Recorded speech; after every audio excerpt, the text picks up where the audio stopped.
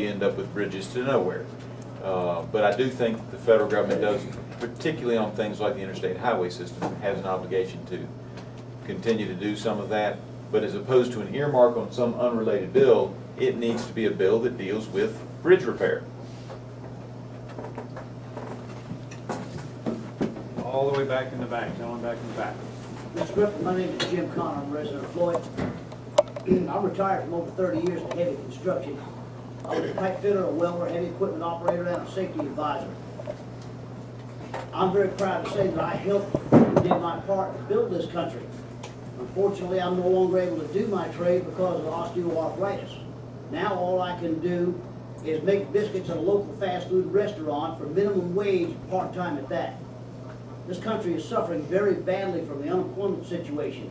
I'd like to ask you, sir, what you would do to fix that and turn this economy around so the people in this county can go back to work. Thank you. Question, we got the Coke machine kicked in, so I think I got it all, but my hearing is not the best. Can you hear me over the Coke machine? I can, sir. Thank you. Okay. And I apologize that my hearing is not the best, so I appreciate you speaking up. The question was, what are we going to do? He's worked to help build this country. Now we have an employment situation that's untenable. What are we going to do? There's probably 1,000 different answers, but I think the biggest answer is that I think we need to get the federal government off the back of small business and medium-sized business and big business. Right now, there's so many regulations coming at businesses, they can't figure out what they've got to do next to be in compliance. When the people of a country don't know what the rules are or how to follow the rules even when they want to, that's when you start to have a lot of things breaking down. And as I said earlier, I've talked to a lot of businesses across the district, small, medium, and large. And one of the concerns that they have consistently is we don't know what the regulatory scheme is going to be tomorrow or 2 years from now or 5 years from now. There's so many different agencies coming at them with new rules and new regulations that they're having a hard time. That makes it hard on them to figure out whether or not they should be making any capital investment and whether or not they should be expanding their business or hiring on new employees. Further, as a part of that, as you know, Congress recessed or adjourned last week without taking up the so-called Bush-era tax cuts, which now, after having had them for a decade, would be a tax increase on many businesses in this state and in this country. They adjourned without having taken that up. So what does that do to our economy? Well, nobody knows what's going to happen for sure. I believe that they adjourned so that they wouldn't have to take the vote up before the election because they don't plan to extend them in the lame duck session, even though some of them will say that they do. I don't believe that the majority of those who are in Washington right now will extend those cuts. And they certainly won't extend them as they're currently written. They're going to try to squeeze them down and modify them and play some games with them, in my opinion. That being said, I want you all to understand that it was a 209 to 209 vote with Nancy Pelosi breaking the tie. My opponent, Rick Boucher, although he has said he now favors extending those cuts, he voted against them in 01, he voted against them in 03, he voted against them in 08, as I understand it. And last week, when there was a tie vote, had he voted not to adjourn, we would have been in a position, or they would have been in a position to vote on those tax cuts. He voted with Nancy Pelosi, like he does more than 90% of the time, and voted to adjourn. He had within his hand the power to force them to stay. And what was even more telling to me was his response when I criticized him on it. He said, well, the leadership had already decided we weren't voting on that before the election. Well, wait a minute. You had a vote just like all those other folks. Had you cast your vote the other way, leadership might not have gotten what they wanted, and they might have had to go back down into the conference or the caucus and talk about it and try to determine whether or not they were going to be forced to vote on that issue prior to the election. You know, Tom Perriello over in the 5th voted the other way. Very interesting. You hear a lot on TV, and he does vote with Nancy Pelosi about 90% of the time, but you hear a lot on TV about that. But my opponent in the last year has voted with Nancy Pelosi on average 96.4%. Now let me get it clear because he likes to split hairs. Nancy Pelosi doesn't always vote. She's the leader of the Democrat caucus. The Democrat caucus, he has voted with 96.4% of the time when they have taken a position, or the caucus as a whole is voting in one direction. That's where that number comes from. The Roanoke Times says if you go back 2 years, it's only 91% of the time. If Mr. Boucher will just say which one, I'm looking over at his camera over here. If Mr. Boucher will just tell us which one he wants us to use, 91, if he'll admit he votes with Nancy Pelosi 91% of the time, I'll start using 91%. But that's over 2 years. But in the last year, he's voted with Nancy Pelosi, or to put it in the terms that he likes better, he's voted with the Democrat caucus running the Washington House 96.4% of the time. I think when you look at tax policy, you look at regulations that are run amok at this point, I think that helps bring jobs back. You know, it's not that the regulatory schemes are necessarily by design evil, but I think you've got people in Washington, it's kind of like a pond. You get a little silt in it the first year with some flooding, it's not causing a real problem on the bottom of your pond. But if every year you're coming in with a new layer of silt, after a while it chokes out your pond. And I think that's where we are on business issues now, and job creation. If I may respond Yes, sir. quickly, please, sir. I understand what you're saying, and I'm sure most of the people here do. But in defense of the citizens of Floyd County, most of these people around here, Mr. Griffith, are hard-working, simple, salt-of-the-earth type folk. And all they understand is Congress is making 6 digits a year, and these people are struggling to put food on the table and pay the lights next month. That's all they understand. Well, and let me, if I might address that, I don't know if I've run out of time on this, but if I might address that, I have a real concern about that as well. People are struggling out here. Congress is making $173,000 a year.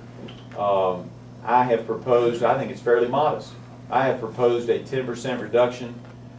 If you can't live on $155,000 a year, that's what a 10% reduction would leave you with approximately. If you can't live on $155,000 a year, you've got some kind of a problem.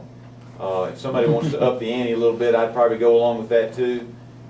Because the bottom line is, I know they have to have 2 houses when you're in Congress. I understand that. You've got to live up there and you've got to live in the area as well. But still, $155,000 when the median income, I believe, don't hold me to this, but it's somewhere in the neighborhood of $35,000 for a family living in the 9th District.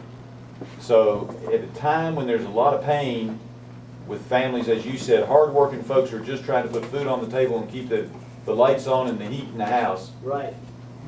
That's an awful lot of money, and I think we should take a pay cut, and I will introduce a pay cut when I'm elected. Thank you.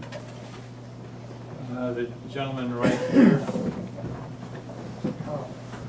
My concern is two. You have the green and you have the algae that is the most productive, is it not? I'm not following you. You have the algae that for the energy. yeah. It's, I have to defer to Mr. Saul on that, but yes, algae is very promising as an energy. Okay, is that it? There's a newer source, All right. and it's been, the Army is working on it right now, and they're supposed to have, I don't know if they had it, they were supposed to have had a test flight in May of an F-18 off of waste from the vegetation left after harvest, and using peat moss and the discarded parts of trees, the tree limbs and stuff that are not used, and the roots, they're taking and engineering those and making them biofuel that will power an F-18 Hornet. So there are so many out there right now that are being worked on. You can't name them all. They all already have plants that does that. Yeah. It creates algae and the green stuff. to Yeah, use one of the test plants is in Fort Lee, Virginia.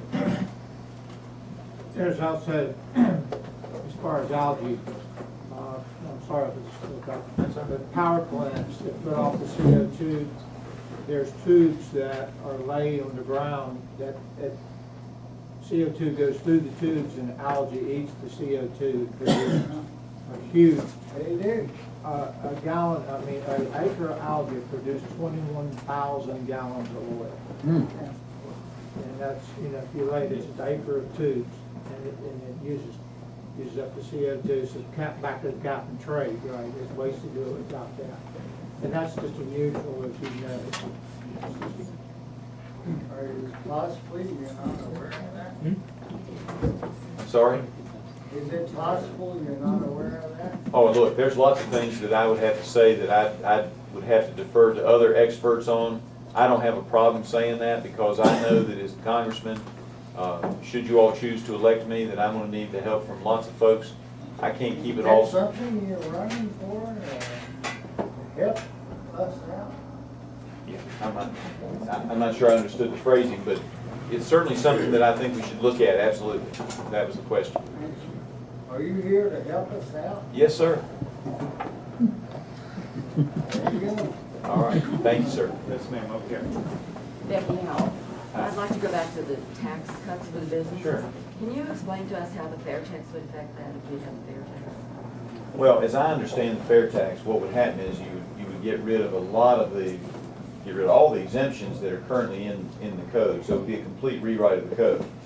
And what you would have is you'd have a 23% tax on all sales, and that would replace all other taxes. One of the concerns is that the public is not fully aware of that you would get rid of everything else. And so one of the folks who was running for Congress in a special election was tagged as saying he wanted to raise taxes 23% because he said he was in favor of the fair tax. And folks in the general public, a lot of you all understand that that's not right, but folks in the general public don't always understand that. And so there's a couple of models out there, the fair tax being one. It's a huge simplification that would save the federal government, a simplification would save the federal government a lot of money, because right now you're spending so much money with people trying to figure out what the tax laws are and what the rules are and how they're interpreted, that it really is very difficult. So the fair tax, you wouldn't have these cuts because it'd be a completely different tax system. Just want to be sure you knew what you meant. The other thing with that fair tax that a lot of people don't realize is written into the HR 25 and SR 25, which are the bills that are up there in Congress and the Senate now, is that the IRS will close down. There will be no more IRS. The 16th Amendment, the taxation will be gone. They can't tax anymore. And that's part of the plan with the fire tax. They've got 70 representatives up there now or more that have signed on to legislation of that sort. And just recently we got Newt Gingrich to back that. That's why I asked my question. There are a number of congressmen have been signed on for years. The fair tax will do away with Social Security withholding, Medicare withholding, corporate income taxes, personal tax. income taxes. The IRS will be non-existent. You can send all the IRS agents to Mexico to guard the border.